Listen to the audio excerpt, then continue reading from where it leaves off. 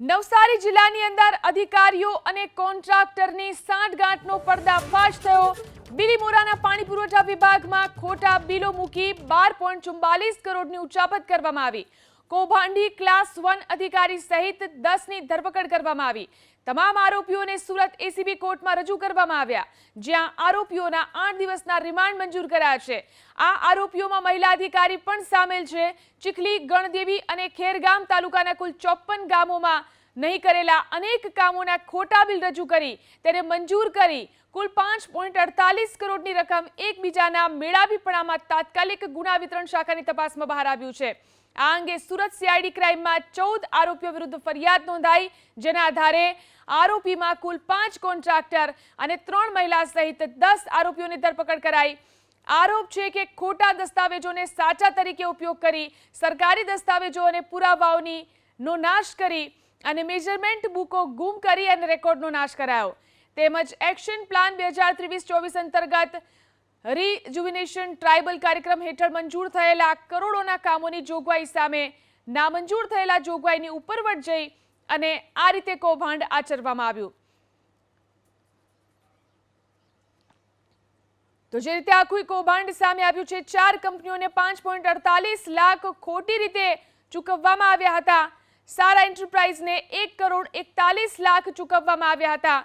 ત્યારે આ કૌભાંડની અંદર તપાસ ચાલી રહી છે। જ્યોતિ સ્વિચ બોર્ડને 1 કરોડ 21 લાખ ચૂકવવામાં આવ્યા હતા।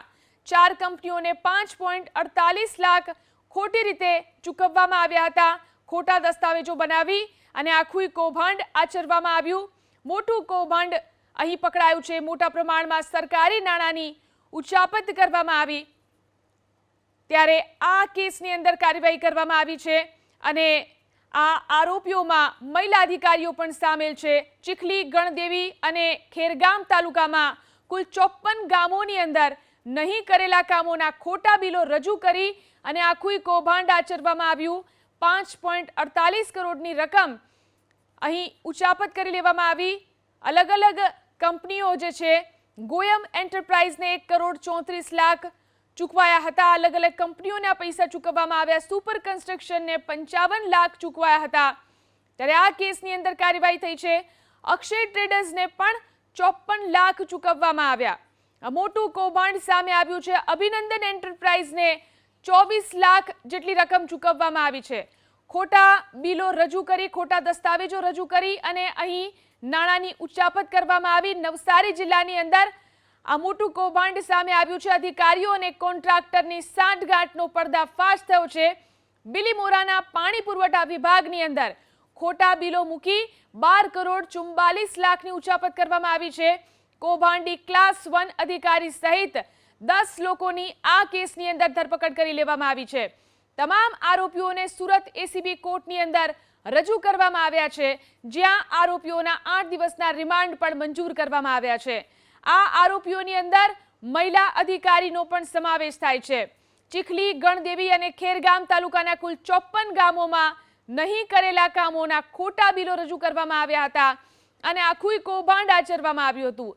ધર્મેશ પટેલને 17 લાખ આપવામાં આવ્યા। કુલ 90 કામો પેટે 5 કરોડ 48 લાખ ચૂકવવામાં આવ્યા।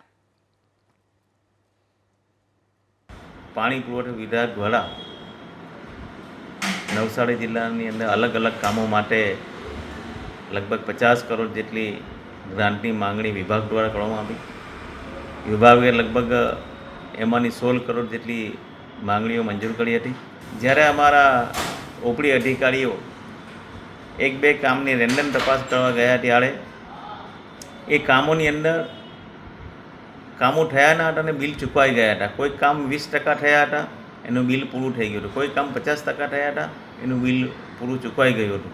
એટલા માટે અમારા વિભાગ દ્વારા સીઆઈડી ક્રાઇમને તપાસ આપવામાં આવી હતી અને સીઆઈડીને ક્રાઇમને તપાસ એટલા માટે આપવામાં આવી કે બીજા વિભાગની તપાસ એ કરી શકે। એટલા માટે આજે તમામ ક્લાર્કથી લઈને ડેપ્યુટી એજન્ટથી લઈને એક્સચેન્જને તમામની ધરપકડ કરવામાં આવી છે। તો પાણી પુરવઠાના જે કામની અંદર ભ્રષ્ટાચાર સામે આવ્યો છે। 90 કામ થયા જ નહોતા અને તેના પૈસા ચૂકવવામાં આવ્યા. 2022-23-24ની અંદર પીવાના પાણીની યોજનાની અંદર આ ભ્રષ્ટાચાર આચરવામાં આવ્યો. પાણી પુરવઠા વિભાગે આ અંગે રિપોર્ટ તૈયાર કર્યો હતો. પાણી પુરવઠા વિભાગે વધુ રિપોર્ટ CID ક્રાઇમને સોંપ્યો હતો. તો હાલ આમાં કાર્યવાહી કરવામાં આવી છે. 10 લોકોની ધરપકડ કરવામાં આવી છે. એક ક્લાસ 1 અધિકારી સાથે કેટલાક મહિલા અધિકારી પણ ઝડપાયા છે. કુલ પાણી પુરવઠાના 163 પૈકી 90 કામ થયા હતા. 2022-23-24માં ફળિયામાં પીવાના પાણીની યોજનાની અંદર મોટી ગેરરીતિ સામે આવી છે. પાણી પુરવઠા વિભાગે આ અંગે રિપોર્ટ તૈયાર કર્યો.